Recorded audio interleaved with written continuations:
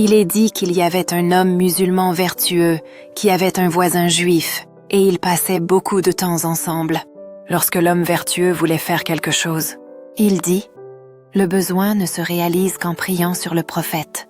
Et ce mot ne quittait jamais les paroles ou les actions de l'homme, ce qui étonnait le juif. Il lui demanda « Que gagnes-tu à prier autant sur ton prophète ?» Et l'homme vertueux a dit « Il me suffit que l'inquiétude ne m'approche pas. » Le juif voulait comploter contre son voisin pour se moquer des musulmans, alors il alla voir l'homme, et il lui dit « Prends cette bague avec toi, jusqu'à ce que je revienne de voyage. » L'homme lui répondit « Le besoin ne se réalise que par la prière sur le prophète. » Le juif surveilla la maison de l'homme pieux, jusqu'à ce que tous ceux qui s'y trouvaient sortent. Il entra, chercha la bague et la trouva. Le juif prit la bague et se dirigea vers une mer proche, monta dans une barque et y jeta la bague. Puis le juif revint et alla voir l'homme pour lui demander la bague, mais il le trouva de retour de son travail. Le juif ma bague. Alors l'homme vertueux dit « Le besoin ne se réalise que par la prière sur le prophète. » Et le juif a dit « Je veux ma bague maintenant. » L'homme vertueux a dit « Aujourd'hui, en priant sur le prophète, Dieu m'a permis de pêcher un gros poisson. Je ne te donnerai ta bague que si tu déjeunes avec nous aujourd'hui. » Et il insista jusqu'à ce que le juif accepte. Alors il entra et donna au bonhomme le poisson pour que sa femme le cuisine. Pendant qu'il était assis avec le juif, sa femme l'appela pour lui montrer ce qu'elle avait trouvé dans le ventre du poisson. Quand il vit la bague, il fut choqué et son visage pâlit. Alors l'homme vertueux dit « Par Dieu, c'est la bague du juif. » Il est allé à l'endroit où la bague était cachée, mais il ne l'a pas trouvée, et alors qu'il était dans l'incertitude, le juif a dit « Pourquoi ton visage devient-il jaune ?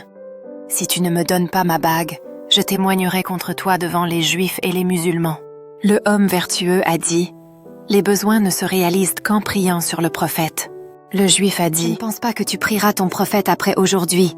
Si tu ne me donnes pas ma bague, je vais dévoiler les mœurs des musulmans à travers toi, et tu deviendras un exemple par lequel nous ferons taire les musulmans et les rabaisserons. » Alors l'homme vertueux dit « Par Dieu, ce n'est pas ta bague qui m'a troublé, mais autre chose qui m'a troublé. Prends ta bague. » Le visage du Juif a pâli et ses lèvres sont devenues noires en examinant la bague. Est-il dit « C'est lui, c'est lui !» L'homme vertueux fut surpris et il a dit « Prends soin de toi, qu'est-ce qui t'est arrivé ?»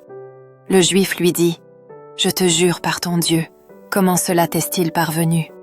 L'homme vertueux a dit « Tu dois avoir perdu la tête. N'as-tu pas confiance pour laisser ton anneau jusqu'à ton retour de voyage ?» Le Juif a dit « Je te jure par ton Dieu, où l'as-tu trouvé ?» L'homme vertueux a dit « Je l'ai trouvé dans le ventre du poisson. » Le Juif fut choqué et s'évanouit. Après avoir repris ses esprits, il raconta au bonhomme ce qu'il avait fait. Alors l'homme vertueux dit « Tu as pu par ta ruse voler la bague et la jeter à la mer, et Dieu, par sa puissance, a pu faire descendre la bague dans le ventre d'un poisson que j'ai pêché. Ne t'ai-je pas dit que nos besoins ne se réalisent qu'en priant sur le prophète ?» Le Juif dit « Tu as raison, et je témoigne qu'il n'y a pas d'autre Dieu qu'Allah et que Muhammad est son messager. Commentez en priant pour le prophète. »